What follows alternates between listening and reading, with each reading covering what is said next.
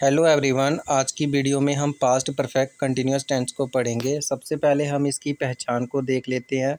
इसकी पहचान क्या है, इंडिकेशन क्या है इसकी। इसमें क्या होगा, टाइम दिया होगा, प्लस से रहा था, से रही थी, से रहे थे। अब इसका रूल क्या है पॉजिटिव सेंटेंस के लिए, पहले सब्जेक्ट आएगा, फिर हैड बीन आएगा, फिर बी1 प्लस ING आएगा, फिर ऑब्जेक्ट आएगा, फिर सिंस और फॉर आएगा। ठीक है, इनमें से कोई एक, फिर उसके बाद टाइम आएगा।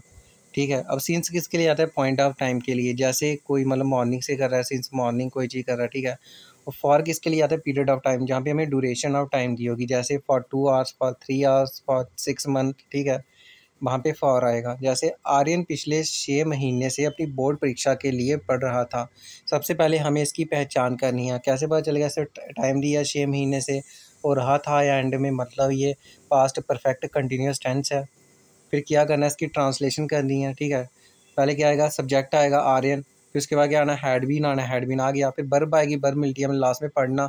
पढ़ने को इंग्लिश में क्या बोलते हैं, स्टडी, और ING आएगा, B1 प्लस ING मतलब स्टडिंग आ गया। और किसके लिए, बोर्ड परीक्षा के लिए, for is board exam.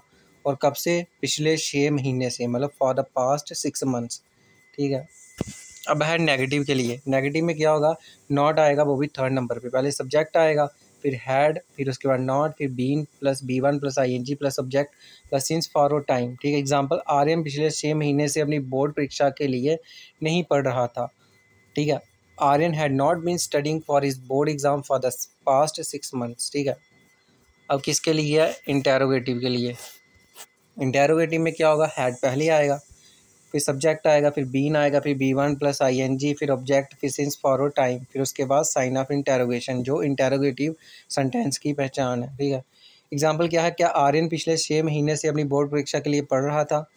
Had Aryan be studying for his board exam for the past 6 months, फिर उसके बाद साइन ऑफ इंटेरोगेशन। अब है कुछ प्रैक्टिस के लिए क्वेश्चन। नितिन सुबह से पतंग उड़ा रहा था। सुबह से टाइम दिया हुआ है और रहा था या मतलब ये पास्ट परफेक्ट कंटिन्यूस टेंस है।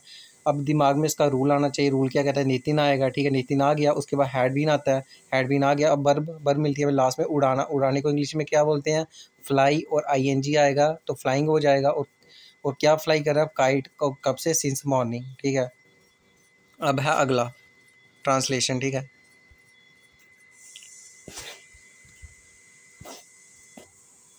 राहुल 2 घंटे से क्रिकेट खेल रहा था। टाइम दिया हुआ 2 घंटे और रहा था या एंड में, मतलब ये पास्ट परफेक्ट कंटिन्यूस टेंस है। फिर दिमाग में इसका रूल आना चाहिए। रूल क्या कहता है, राहुल आएगा सब्जेक्ट, फिर उसके बाद हैड बीन आएगा, और वर्ब आएगी, वर्ब मिलती है लास्ट में, खेलना। खेलने को इंग्लिश में प्ले बोलते हैं, और ING आएगा, प्लेइंग। और क्रिकेट, और कब से, फॉर 2 आवर्स। और थर्ड सेंटेंस है, दीपिका सुबह से घर के काम कर रही थी। सुबह से टाइम दिया हुआ, रही थी मतलब पास्ट परफेक्ट कंटिन्यूस टेंस है। पहले सब्जेक्ट आएगा दीपिका, उसके बाद हैड बीन आएगा, और वर्ब मिलती है लास्ट में, करना। करने को इंग्लिश डू बोलते हैं, ING आएगा, डूइंग। और क्या कर रही थी, घर के काम, मतलब डोमेस्टिक वर्क। और कब से, सिंस मॉर्निंग। ठीक है, अब फोर्थ सेंटेंस है, अनिल सुबह से गायों को चारा चरा रहा था। ठीक है, और सुबह से टाइम दिया हुआ है और रहा था या मतलब पास्ट परफेक्ट कंटिन्यूस टेंस है। फिर दिमाग में इसका रूल आना चाहिए। रूल क्या कहता है, अनिल आएगा सब्जेक्ट पहले, फिर उसके बाद हैड बीन आएगा। ठीक है, वर्ब आएगी, वर्ब मिलती है लास्ट में, चराना। चराने को इंग्लिश में क्या बोलते हैं, ग्रेज, और ING आएगा, ग्रेजिंग। और क्या ग्रेज कर रहा, कऊ, और कब से, सिंस मॉर्निंग। ठीक है, अब जी है आपका होमवर्क, आपको इसको कमेंट में आंसर करना है। ठीक है, नकुल 5 घंटे से अपने चाचे की बारात में नाच रहा था। ठीक है, इसको आपको आंसर करना है कमेंट में। रोहन 10 मिनट से अपने दोस्तों के साथ बातें कर रहा था। ठीक है, अंकुश 2 घंटे से YouTube वीडियो देख रहा था। सिर्फ 3 ही सेंटेंस है, इसको आपको ट्रांसलेट करना है। And thanks for watching.